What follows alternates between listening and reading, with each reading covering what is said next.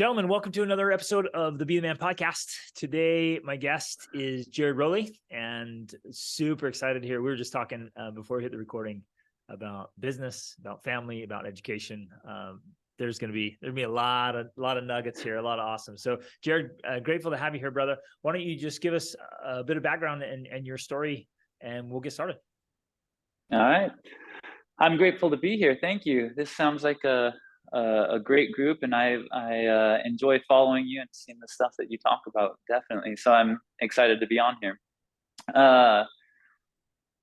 My story. So for me, kind of what where I start with it always is in high school. I loved surfing, snowboarding, skating. That's kind of what I grew up doing, and that was all very important to me. I defined myself by, how good I was at those sports. That was kind of what I felt like, oh yeah, I'm cool. I've got value here, whatever, stuff like that. And so I put it all on the line for that. And that included my high school education.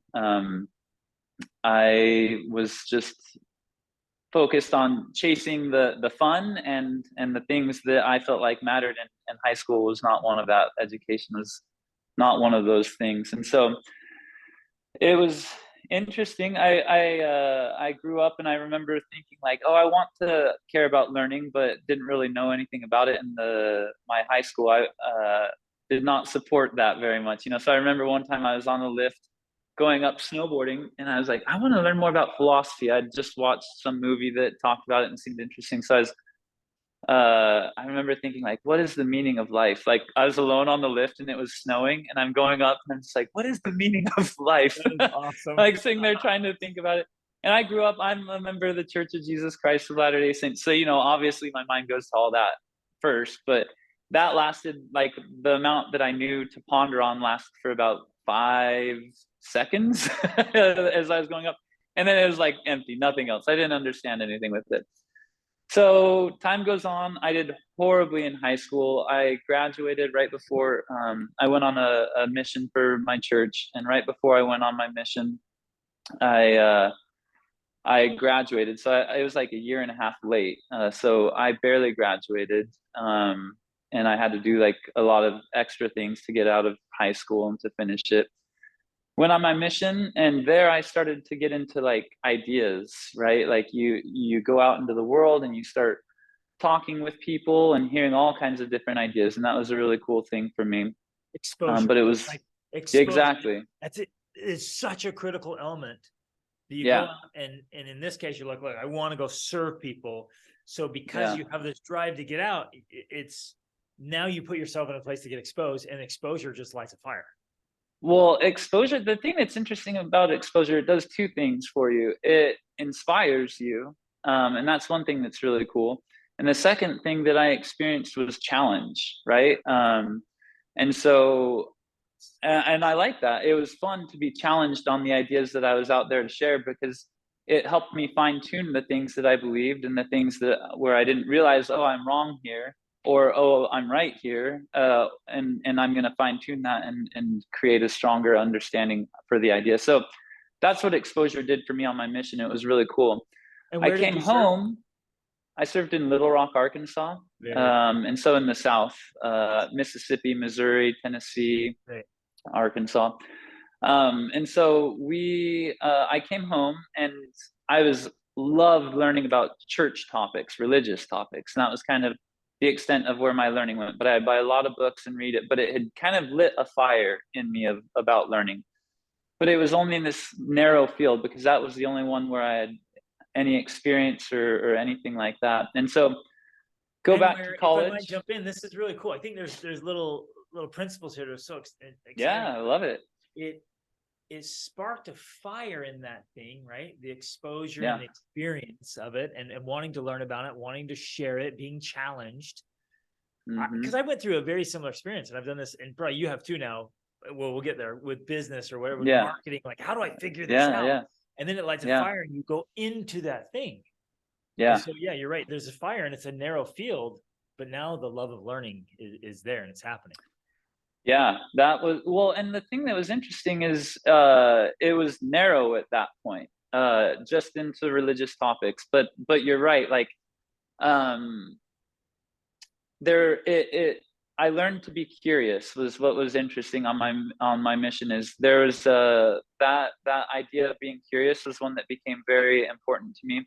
Also, like novelty, I've realized is something important, that we all respond to novelty, and it can be for our good or for our bad, right? Learning is always about finding new novel things that you didn't know before, but so is jumping out of airplane, or like that's not like that's a bad thing, but like you can take things to their extreme in another way, where you're looking for a novel thing, and that leads to drug abuse or different things like that, where it's like I want the next most intense thing I can. And so it was interesting to learn how to get the same like excitement that I did when I landed a crazy trick on a snowboard from learning some new idea, a new novel idea. I'm like, whoa, this is amazing, and so novelty was the other thing that started to open up in a good way for me, and I started to learn to use it in a good way. I'm so glad you just bridged that. The oh yeah reward you get from snowboarding, skateboarding, something cool, and then learning something. Yeah, it can translate. You can cross that, you can bridge that. And I've experienced the same thing, where I was very physical, an adrenaline. Yeah, absolutely. I'm like, I find the highest exactly cliff right. or bridge to jump off. Now I'm the same. Like I grab a leather book and I'm sitting here in my office and I'm like, what? He said this in the 1500s? Like, yeah. and I have that same experience. Well, okay, and why I get that experience is part of the next part of like kind of my narrative. So what made it so that I was able to get that experience is really interesting to me, and it's something I've thought about a lot. So I went back to college after my mission and did not do well, right? Like I thought that I'm like all excited about life, and I remember like talking to my grandpa, who was a dentist, and being like, I want to be a doctor, and these types of things. And just what I wanted was to be engaged with life, and I felt like there were these certain types of people who were engaged with life, and I wanted to be that. So I come home and start studying that. I'm like, I hate this is not for me. It is for some people, and some people thrive in it, and that curiosity is ignited for them in that, and they chase that, and they get novelty and all the things from being a doctor. I didn't get that. And so my grades, same thing in college, got put on academic probation, totally failed, ended up just going snowboarding all the time. I was up in Utah. And it wasn't until I got married that my wife and I found this small liberal arts school that we went to. It wasn't accredited. It wasn't. It was just like someone, a family member was going there, and they were talking to us about it, and it just excitement. Like I was overcome with this idea of like I need to be there. They talked about reading the classics and going into class and debating with each other, and just all these ideas. It was exciting to me. It was kind of what I imagined that day on the snowboard lift. Like I want to understand, like philosophy, right? I want to know how to do this, but I didn't know how. And so this spoke to me. So we go down to the liberal arts school and start going there, and it was exactly what I hoped for. The first day we go in, we'd been reading Plato's Republic, which was hard for me. I remember sitting down. We had mentors, is how it was structured, was with mentors. And I sat down with my mentor and I was like, I'm struggling with this book. Like you asked me, where a talk was in the Journal of Discourses, I can give you the page number, what page, like where a quote was on the page, all of it. I know it well. Just the ideas in this religious arena, but I do not. I'm struggling to understand this and to be able to remember it or understand why it matters at all. And my mentor just said, "Give it time." Was his answer, and it is like but he said, "Just keep going, and give it time." So we go into class the first day, and he asks the question, "What is justice?" And for 3 hours, we didn't move on from that question, that one question we spent 3 hours talking about and debating and discussing. And it was invigorating to hear and I thought I gave my answer right off the bat. I think I may have been the first one to give my answer. And I just thought, okay, this is obvious, next, and it was kind of like I was used to how it was in college. Like, Right. you give the right answer and then you move on to the next question. So I gave the right answer and then we moved on. I thought we were going to move on to the next question. And my mentor said, interesting. Does anyone else agree with that? Or what do you all think about that? And all these other ideas of justice started popping up. I'm like, what? No, and so then I started defending my idea, and that conflict again, right? Not that conflict is not bad, contention is bad, or not something that we should seek, but conflict is good, right? The opposition helps you fine tune your idea. And so that was my first experience outside of religion that kind of lit that fire. And from there, it made it so that I was able to, the model, that's what was interesting, is it showed me with just religion, I didn't really understand the model that day, that friction, just like starting a fire, right? You take something and you create the friction and a coal starts, and then you can, from that coal, you're able to fan it and give it more fuel, and it grows into a big fire. And so that friction that day was like, this is how it works, and it helped me understand a why. Like, why do we need to be learning? Why do these ideas matter? That school gave me that why. I was there for 2 years, I think, in whole. And when I came out, I'd read all kinds of classics, been exposed to all kinds of ideas, and my mentor was right? Like, it took about 3 months before I started remembering sections in books, but it's because now I had a schema that I was building on, right? It took a little while for me to start to build a structure that I could hang ideas on and pull ideas off of and start cutting them down. But that happened. It's generally like 100 books later.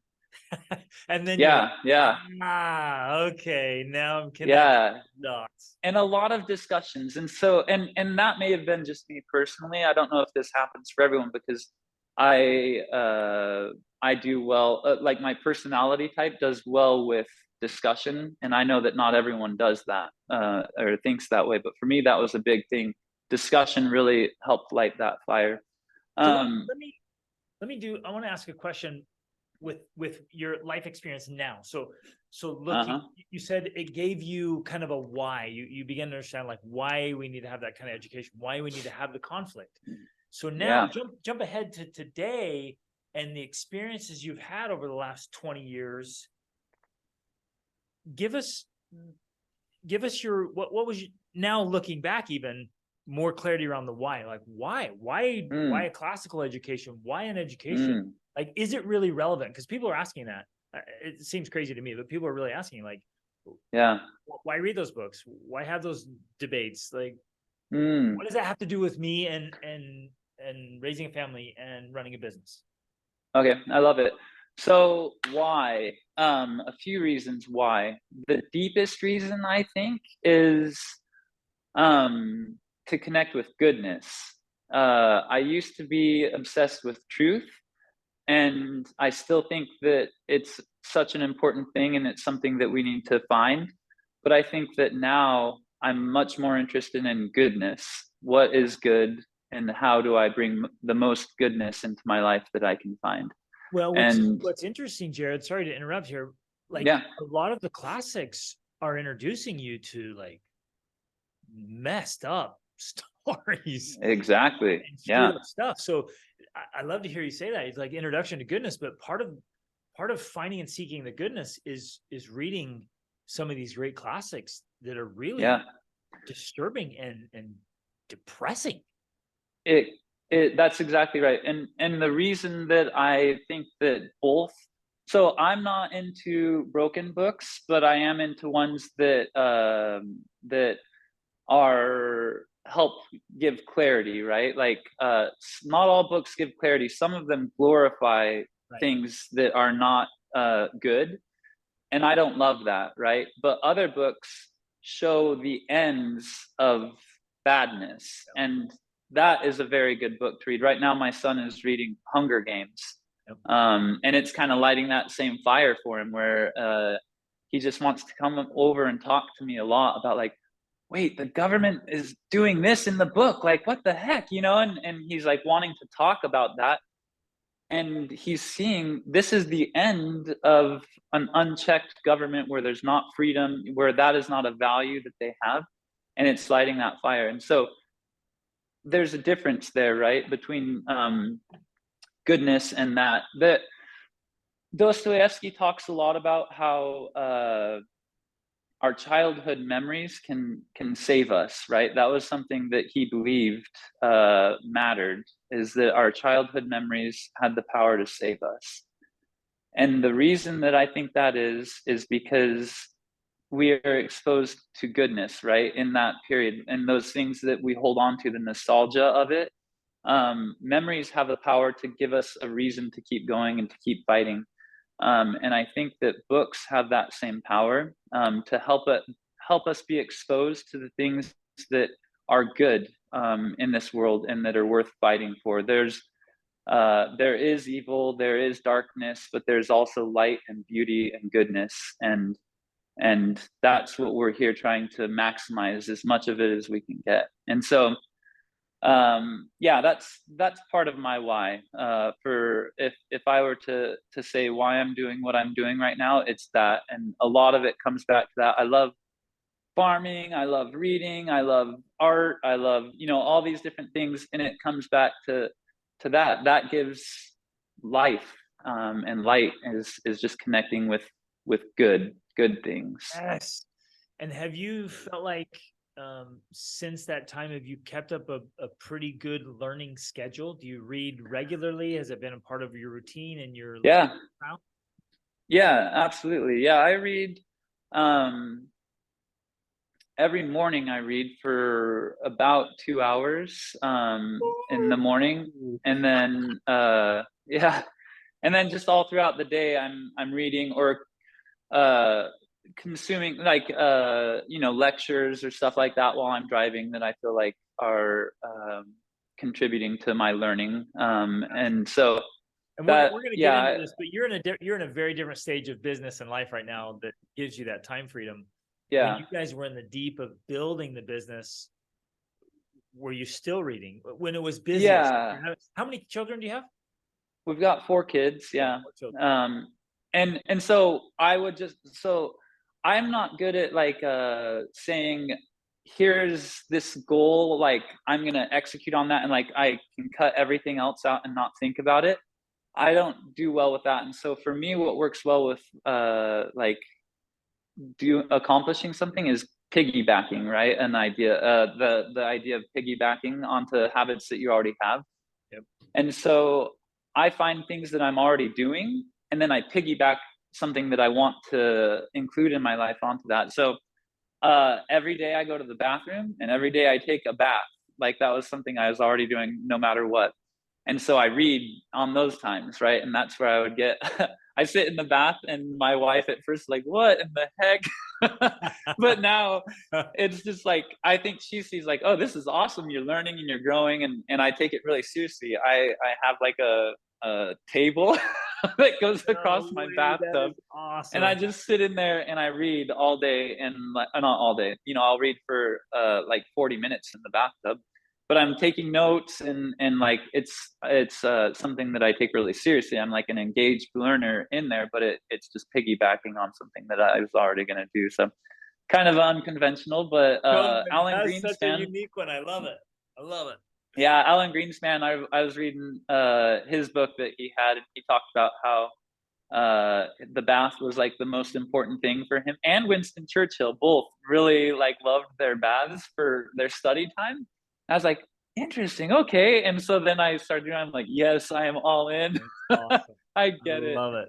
But anyway, so yeah, I would read about 2 hours a day, and then even then I would do it, right? And it was because I piggybacked it on things that I was already doing anyways. And I get up pretty early. Like I generally get up around 5:30, and so that makes it so that it's not like a huge burden on the family, the fact that I'm in the bath for 40 minutes or whatever.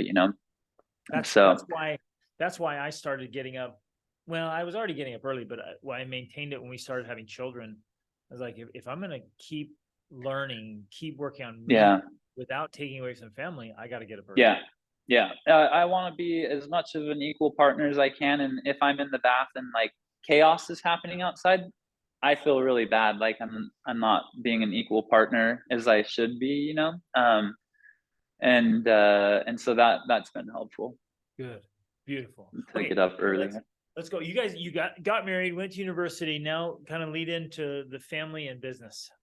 Yeah, great. So that taught me that I love learning and how to take the process of learning into other arenas, right? And I fixed up my education, went back and fixed up my grades, went to the U, ended up working with 2 senators there. I was a ghostwriter for one and then a researcher for the other.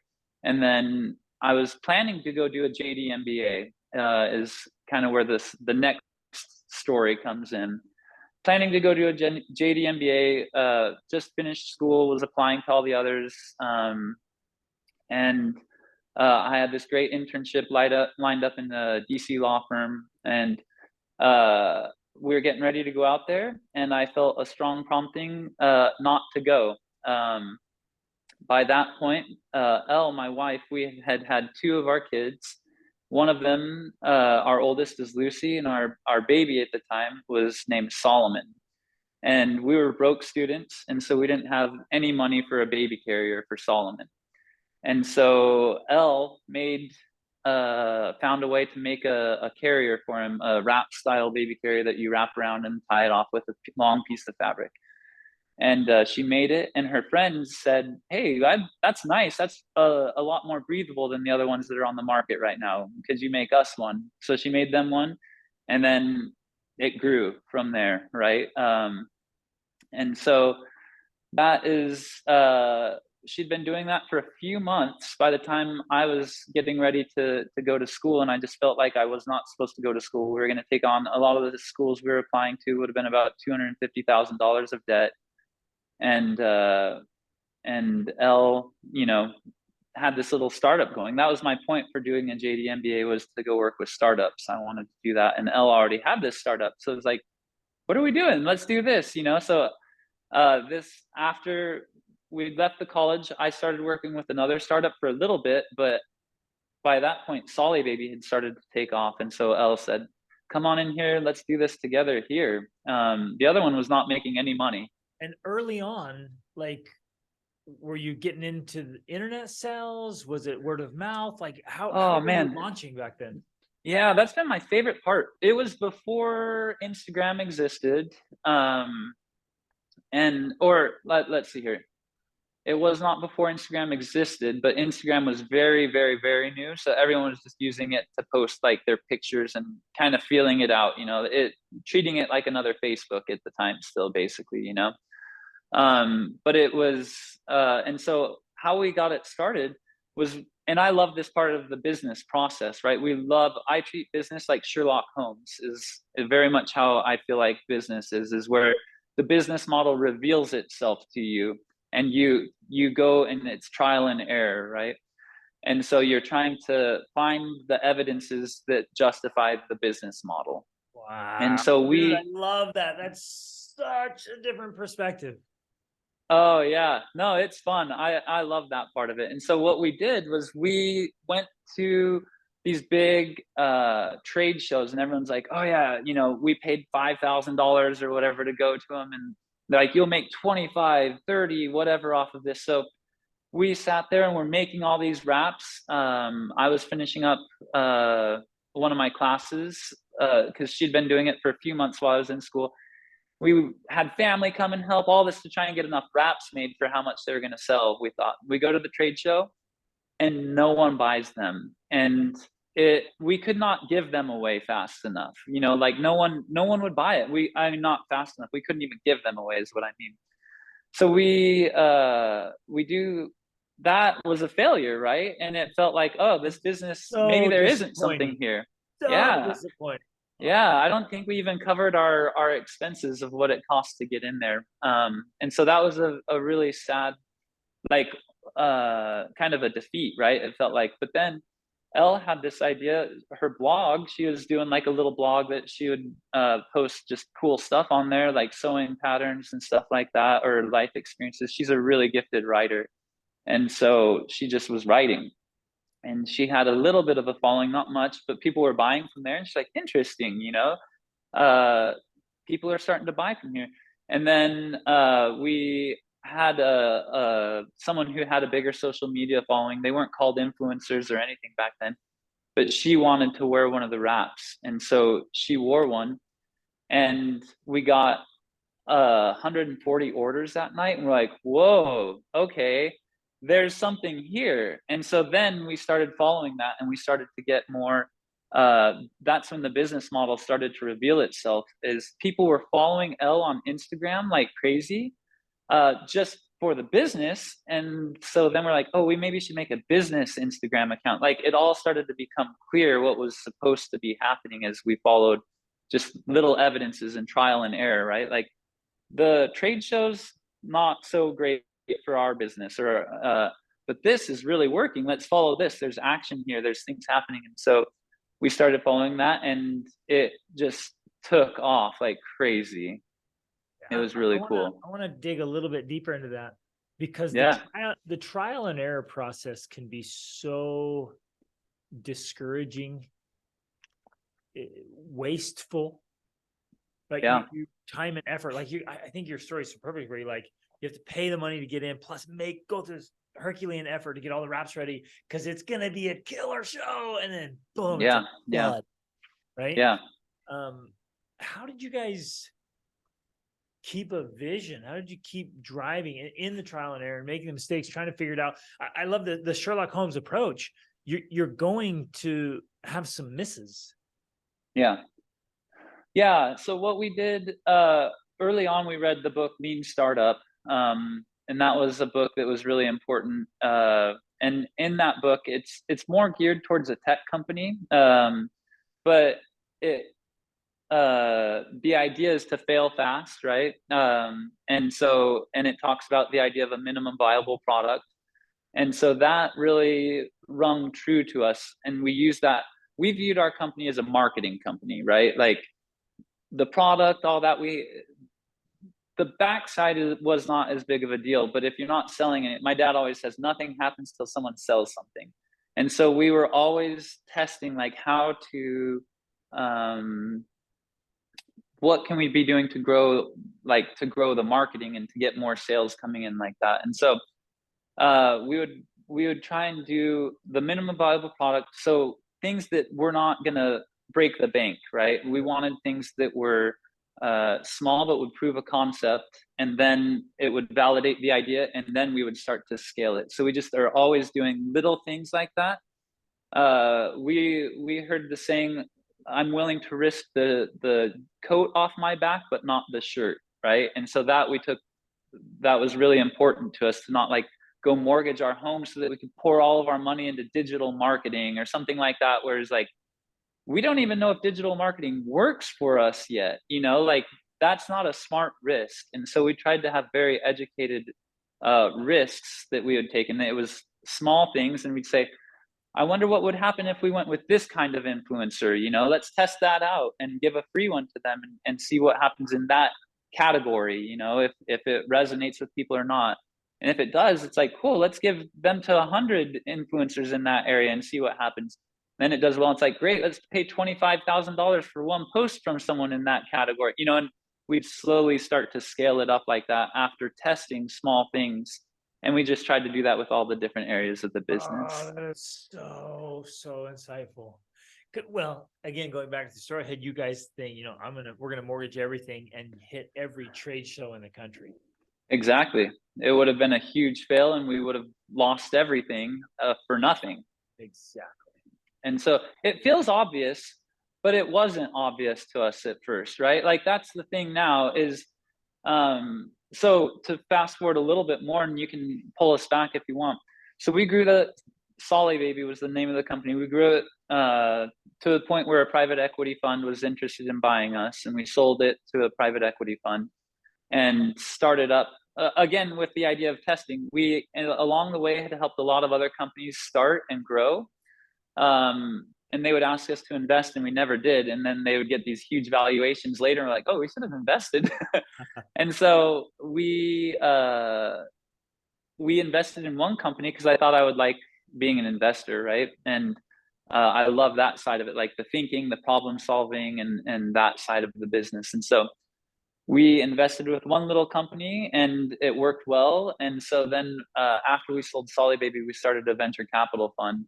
And that's what I do now full time, is just work here, and we invest in companies, and we're very hands-on and help them grow. But it's the same stuff. We just do this over and over, you know, like finding the little things that work, and testing it where the stakes are low and scaling it. Fantastic. And when you say full-time, are you working 40, 50, 60 hours a week, or No, that's what you do as your predominant? that's what I do. Yeah. So what, Elle and I, when we were in Solly Baby, and this might be interesting to people who are running business with a family member, right? Because we invest in family-owned direct consumer businesses, because we could never find any venture capital that would let us live the life that we wanted to be living. They expect you to be like, you know, wait, why are you not working 80 hours a week, both of you? Yeah. Like, I don't care that you're moving, or I don't care that your family is doing this or that. We expect this, you know? And so we never took on investment. But when we were in our business together, we would work, both of us, half the days of the week, right? So then it made it so I was able to be with my family a lot. Elle was able to be with the family a lot, but we were still both working and growing and doing something together. It very much made it so that we're on the same team, right? We have this thing that we're working together towards, and it was just very exciting, and it created that a sense of unity. Sometimes a sense of opposition, right? Like I could be really annoying. Elle would do a post, and that's the hard thing, right? The man in the arena idea. She's the one like really out there doing. No one ever knew I was in the business, even, you know, I was like very much behind the scenes. And she would be out posting or doing something, and then I'd be like, oh, why did you do this? You know, you should have done this. And she's like, but you're right, you know, that would have been good, but it's too late now. And that would create friction with stuff like that. But we learned to work together. And it was a huge blessing for us. Did you guys find a way to take on roles and responsibilities? Did you split responsibilities, or did you share? How did it work out for you? That was an important lesson that we learned, is splitting the responsibilities. And so yeah, we did do that. That made a big difference for us. But we still would talk about stuff together around, like, I always have been interested in the marketing side, but she's, you know, very gifted writer, and just very tuned into the demographic of Solly Baby. And so it didn't make sense for me to be in that arena at all. But so we would talk about it, but it was like, no, this is her thing, you know? And so we tried to keep the roles very defined in that way. So, man, and that's how Rachel and I know that this is what you have. What we have is unique. Rachel and I work in our business together. We love it. We both office, and we figured out a way to manage it, to raise a family, and we travel all over the world as well, and still run the businesses. And it ended up working out beautifully. I love how you guys said that you divided time so that you're both getting time with the kids and in the business. Yeah, and that's been an important thing. The other day, we went to In-N-Out, and I went just alone and made the order for everyone, and got back, and one of our kids had switched their order recently, like, oh, good, you remembered that I don't want pickles on it anymore, or whatever, you know? And for some reason that made me feel really like proud, like I am involved enough that I know the little nuances of the orders that you guys like when you go out to eat. You know, that's important to me, is to be involved with the kids. And so with the companies that we invest in, and with all of our things that we do, we try and have it where we preserve time for the family. That's a very, very important part for us. That is awesome, man. Very Way to go. I don't know you weren't looking for this, but kudos, kudos to you guys for taking what works for you, what was important to you, and starting a new business, a new fund on those same principles. Empowering people to say, hey, you can still succeed in business while succeeding in family. Yeah. And that's the huge part of it for us. That's like kind of our governing principle for both Elle and I. Like, if we had a mission in life, it would be to empower families. Like, we believe, like, a very deep belief that world peace begins at home, right? Like, back to that Dostoevsky idea, the childhood memories grow and develop into adults who are living out those childhood memories, and either hurt people, or or they've had a lot of good experiences and mentors and their parents that have helped them grow and to do good things. And so what happens at home very much impacts the world. And so we try and empower as many families as we can. And our belief is, if these business owners have strong families, and we help them have good incomes, they're able to have more impact on the world as well. And so that's a really exciting thing for us. That's so awesome. Is Elle still involved in some of this? Does she like to participate in it? Yeah, so it's interesting. She does. Yeah, she comes in and participates in this. Solly Baby was very much her thing, and I was in that, like, the supportive role in that and helping with the different stuff. And I think that this is more my dream, and she comes in and supports with it as well. She works with the companies and helps with the branding, and brings all of her amazing insights. But what she's really wanting right now is, kind of like the tide comes in and out, is kind of how life feels sometimes. And so what the ending, when we sold Solly Baby, is like, okay, that's the end of this. And she's kind of entered into this phase now where it's like, I don't have clarity around what is next for me. And it's interesting. I don't know how much this is a tangent, but it's very core to a lot of the things that I believe and feel. So I'm going to go into it.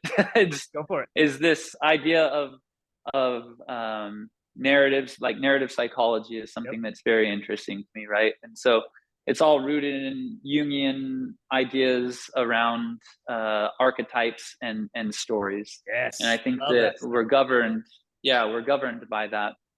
Our minds are.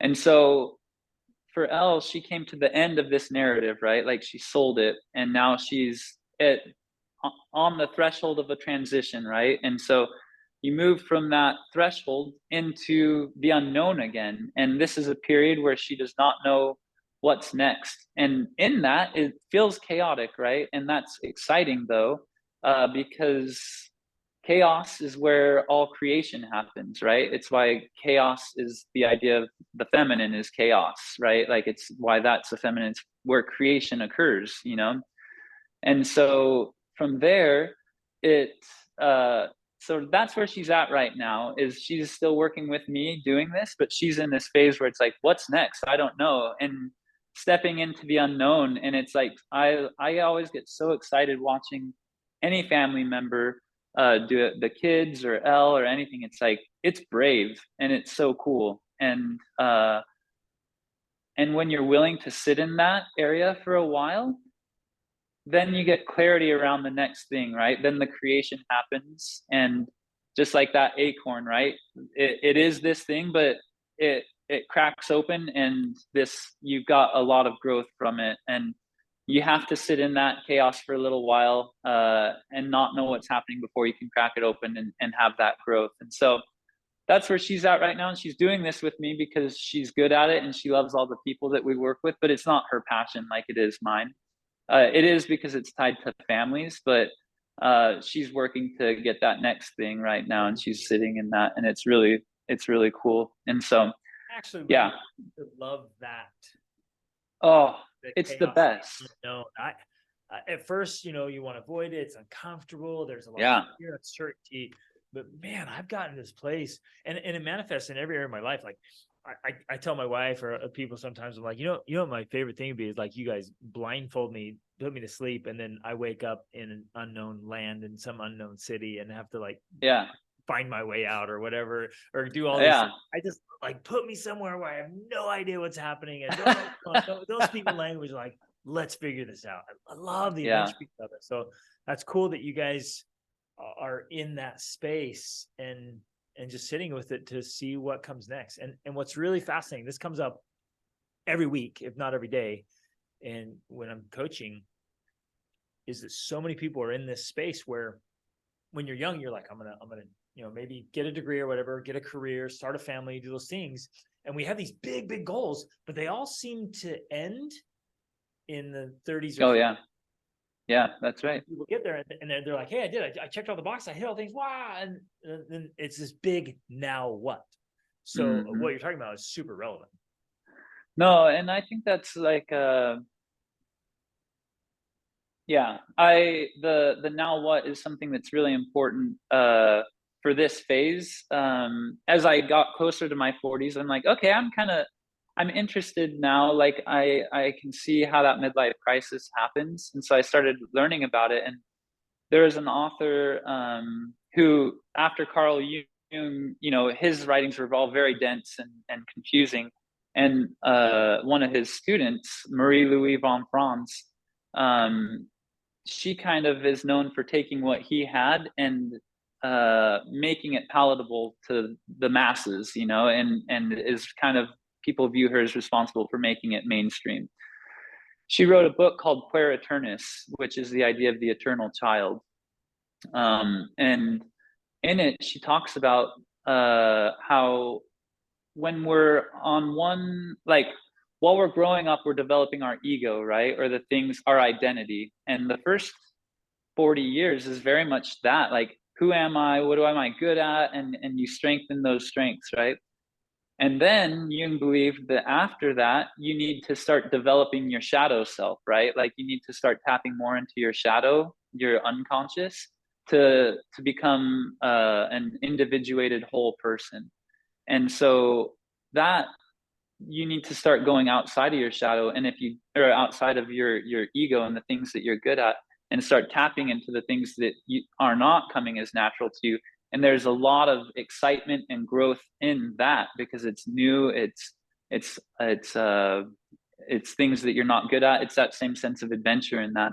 There's a lot of discomfort in that. A lot of discomfort. Well, absolutely, because, like, for example, I'm very great at the phase that you're talking about, right? Like the stepping into the dark and the chaos and the creativity. That's a strength for me, for sure. I love brainstorming. I love like that side of it. But what's interesting is once it comes to systematizing, I can come up with great systems too, right? But when it comes to the executing the systems, I struggle doing the same thing over and over and over. And so same here, brother. That's my shadow self though, right? Like, and so I started to research how to do that better. And Jung believed that you need to do it in play, right? And so for me, with my personality type, the MBTI personality type, I'm an ENFP. And so Myers-Briggs was based off of Jungian type theory, and they built this out as a way to understand what type you are, right? And so I started looking with one of my friends who's I think you've met, Mark, and he's very, very good with the Myers-Briggs. And we started like playing with it one day on our chalkboard here at the office, and we're like, how can you develop, like, what does an ENFP need to develop their weak things of being basically detail oriented, right? Like, how do you do that? And as we started talking about that, and I started reading the different things from Marie-Louise von Franz and Jung, it became apparent it has to be play-based. It has to be things that are no consequences. It has to be play, but it has to be the stuff that you hate. So for me, it's how do you have something that's repetitive that is also play-based, right? It feels like they don't go together. And so what I came up with, I love our yard and gardening, all that stuff. In the Lord of the Rings, where it talks about the hobbits loving things that grow, that's like, I was like, thank you. That really speaks to me. as like a goodness type thing, right? And so what I realized is I'm going to go out and play in the garden. Right now, I'm just like, oh, that plant needs water or whatever, and I go out and just enjoy pruning it. And so I made a really intense system of how to manage our yard and our garden. And I've worked really hard. I've been trying to stick to that as best I can, because that is my play-based version of my shadow self, right? That is me learning to become more detail-oriented with something that is low stakes. Beautiful. And creating and maintaining a system. Yeah. A strategic system and something you love and are passionate about. That's yeah. Cool. I love it. Yep. And yeah. Did you guys get a big chunk of land? Yeah, we've got about 3 acres. So not like a huge chunk, but big enough to have a tractor. That's all we needed. But yeah, so we have a big garden now. Our goal is to live off of 50 or have 50% of what we eat be from the garden, or from something we created, we grew or raised the meat for it or something like that. So 50% of what we consume. I wanted to ask that. You have animals as well? Are you doing a greenhouse? You doing we've got a big garden. We do garden boxes, and then like an orchard area that we've got, and just a lot of berry plants, stuff like that. We've raised chickens and slaughtered them and ate those. Right now, we don't have any other livestock. We're getting 2 cows, or we're on the wait list for 2 cows. But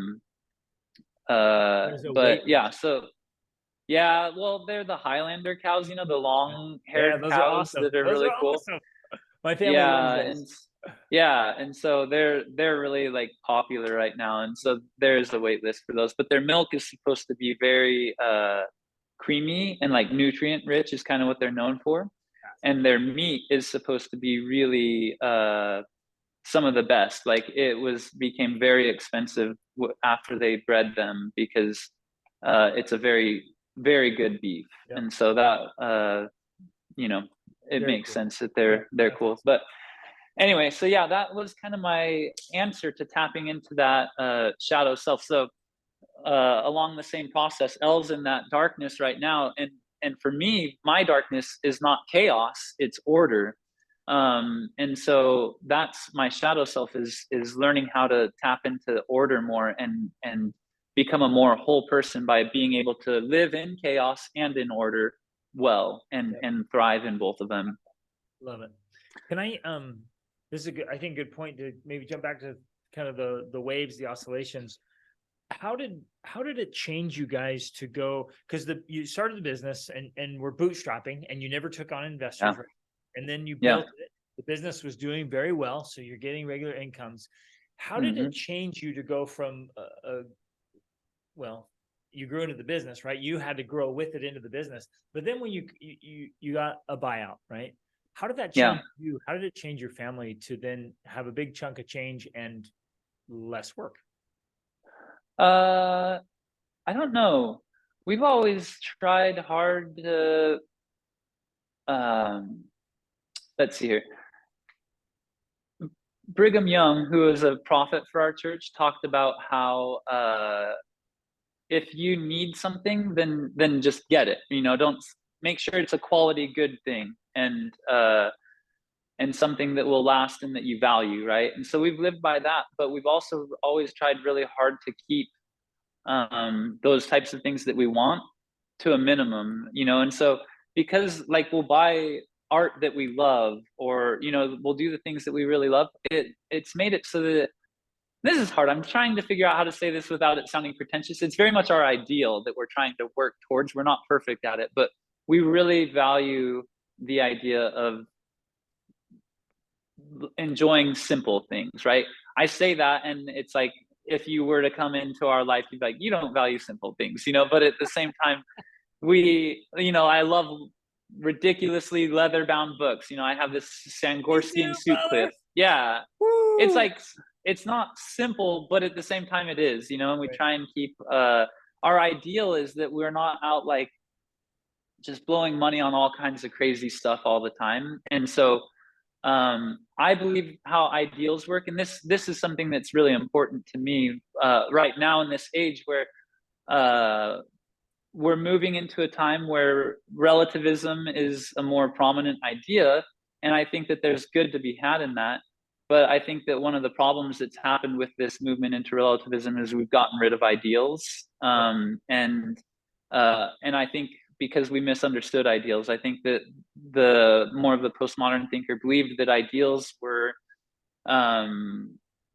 things that we tried to achieve in this life, and that people, because we could never achieve an ideal, we should get rid of all ideals, right? And incredulity toward a meta narrative is what they say, Lyotard. But I don't think that. I think ideals are guides that help us see, like, oh, this is something to be working in this direction. It's never something to be achieved. It's something to help guide us, to help us know if we're on track. And so our ideal is valuing simple things, you know, and things that are just leading a more simple life where we're able to have more resources to help people and to do stuff like that. So while yes, you come in and you'll see you know, these books that are nice, or like art, like stuff like that that we love, at the same time we're always trying hard to like lower our budget every month and get it, like live on a budget and do these different things. So when we sold it, we needed to adjust, like that's when we were like, okay, this is kind of game time to see how much we really value these ideals that we have or not, you know, and trying to That's awesome. It puts the ideals to the test. You're like, okay, now we remove some of the previous limitations. Like, how do we now hold the ideals? I love that.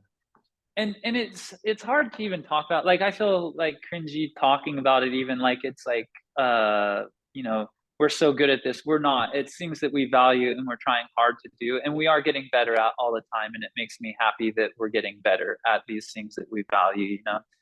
But that is something that we value and we've tried hard to get at. So you ask how it changed us and how we manage it. It's that we had the ideal of trying to live a simple life that's full of connection and meaning, and money is not necessary for any of those things. And so money is a tool to try and accomplish the stuff that we believe in, is how we view it, and get some of the things like that Brigham Young talked about. It's like, it is good to have beauty around you and good things like these books that will last a long time, and my notes can go down, you know, in them. The kids can interact with them and take their notes and pass them on to their kids, and they'll all be able to see how we all interacted with this book and these ideas and these thinkers, right? And so it has meaning is what's important. Anything we buy, we try and buy it because it has meaning, not because it makes us. I always ask myself, what am I looking to feel from this? Like, if I get a car, do I imagine myself driving up and seeing everyone looking at me? And like, is that the thing that brings me dopamine and excitement? Or is it like imagining my kids one day opening up my nice version of Lord of the Rings and seeing like, whoa, Tolkien like believed these things, and look at these ideas that my dad drew from it. And I feel that, but I also feel this, and I'm going to take these notes. And like, that feels exciting to me. And that's the meaning I derive from it. And so it's like, I'm willing to spend more money on that. Same. I love that. Love that. Yeah. I'm curious. Well, just because so many people, they want to have the experience you guys earned and created, but having done it now, do you feel like it fundamentally changed your relationship with money or with business or life? Was there a switch? I know a lot of people, even people who are earning great incomes, still worry about money. In fact, I personally know people who have tens of millions of dollars and still worry about money. I'm curious, was there a shift, or did it all stay the same? It was just a different experience. No, it's kind of stayed the same. Well, not stayed. That's not accurate. It has given us more clarity, right? That's something I chase a lot, is trying to get more clarity in life. And it's given us more clarity around how to understand what money is. That's why it was so important to us to have those moments when we were in college, and it was rough but also beautiful. We would go out to the parks and really enjoy ourselves, and we'd sit around a lot and talk about ideas, and we would, all these wonderful experiences that we look back on and really value.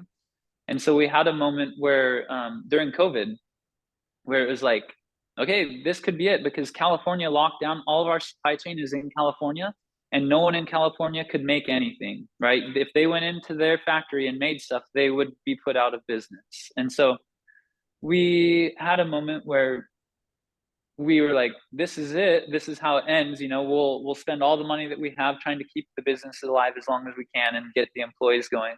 And I remember we were driving up our hill. Our house is up a hill, up a road. We were driving up that hill, and Elle and I were talking about it, and we both just said, we're okay losing everything. You know, we have we would be happy in a cave, is what we said. You know, like we have the things that we need to be happy, and so let's do the best we can to keep it afloat. But if we don't, that's okay. And so that's a very tangible way that we view money differently now. Is it's a way to help us accomplish the things we believe in and solve problems, and help us accomplish things that we're trying to accomplish. And so that's why meaning is important in that equation for us, because our house helps us bring meaning to our family, and, you know, these different types of things. Right. And so they make sense to have that and to have one that we really value. But also, you know, if we lose our house, it's okay, because our family is what really brings us the meaning. It doesn't, the house amplifies that, but it's not the house itself. It's what it enables us to be doing. Exactly. So I love it. It's just a tool. It's a neutral tool. It's an instrument for the things that matter most to us. Jared, that's so. Hey, I gotta roll here in a second, but I want to ask you. This is a perfect roll in there for family. You took your kids on a big old adventure. Yeah. So we, my two oldest, they were 10 and 12 at the time, and we had someone. How long do you have before you got to get off? I got like 6 minutes. Sorry. All right, I can do that. So we had a friend who'd done the John Muir Trail a few times invite us to go on the John Muir Trail. I think he was joking, but I accepted. And the John Muir Trail is around 215 miles, 211 miles, something like that, through the Sierras. And so we had to do extra. We had to do 260 miles is what we ended up doing. And we started up north and ended at Mount Whitney. And it was huge. A 10-year-old and a 12-year-old, we were gone for almost a month backpacking 260 miles. But it was a life change. You know, we talk about narrative psychology and transformations and all that type of stuff. And it was the coolest thing I could have done to help my kids feel that deeply. So they know the process now, and they refer to it often when they're going through hard things. They're like, oh, this is like the first week of the JMT. You know, it's like that first week they were bawling, you know, like Solomon, he was 10, our boy, and then Lucy was our 12-year-old.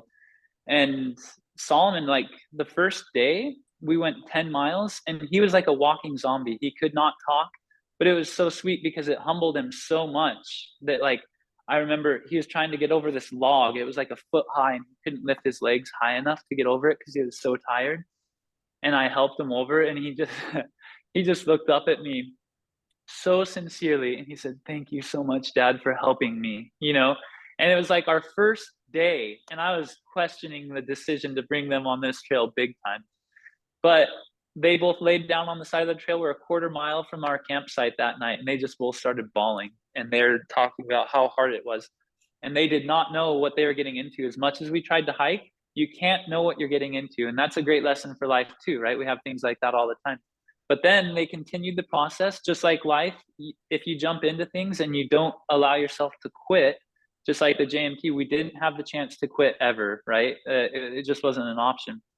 And so after that first week, they got their trail legs, they say, and then they became some of the fastest hikers on the trail. And they're just zipping around. 14-mile days was like nothing to them. And it was just a huge adventure. And by the end, Solomon, my goal for them, we have a big goal to teach our children self-efficacy in different areas, right? And so my goal for them was to have self-efficacy in the belief, the lowest level of Maslow's hierarchy, right? That they could survive in the wild. I wanted them to have the belief that they could survive in the wild. And so by the end, Solomon, our 10-year-old, said, I feel like I could live out here. And both of them said that. You know, we were walking down our last 2 miles and kind of talking about the trip, and they both said that. And the thing that was really interesting about it, so they learned the whole epic pattern, right? You know, the climax and the you know, being out there in the desert, the whole thing. They learned the whole epic pattern, and it was a really cool thing. By the end, what happened that was really interesting, we got home and they would just do all the things that they used to complain about so much, like doing the dishes or all their chores. And what was interesting is at that point, asking them to do the dishes was literally the hardest thing that they had ever done, right? Like if you think about our kids, is like, I've never asked them to do anything that hard before at all. So you're asking them to do this. It's like, dude, you just asked me to do the hardest thing. Of course I'm going to push back on that. After the JMT, it was like, oh, dishes, like that's a delight. I get to sit here and relax and whatever. Exactly. And so it made all of it so much easier, all these big chores. But it was really cool, and they look back on it often, that narrative arc. They've applied it over and over, and I help them do that, right? I'll when they're going through something hard, I'll help them liken it to that process. Now they do it on their own, and it's been really life-changing for them to have such a clear understanding of the epic pattern and how it applies to our life in starting a business, and your friendships, and the calling at church. Everything follows this same arc, and they experienced it so directly. And now they can know you just got to persevere through it. Yeah, exactly. Yep. And the thing I love about those big epic adventures with my kids as well is it's a memory that you have now for the rest of your life together. That's something remember and cherish, but also draw back on. It's live a better life. Dostoevsky again, right? The childhood memories are have the power to save us. And if we'll be more intentional and more deliberate about creating these memories, we even get that much more power. Yep, that's right. Jared, thanks, man. This has been gold, brother. So appreciate it. All right. Well, thank you for having me.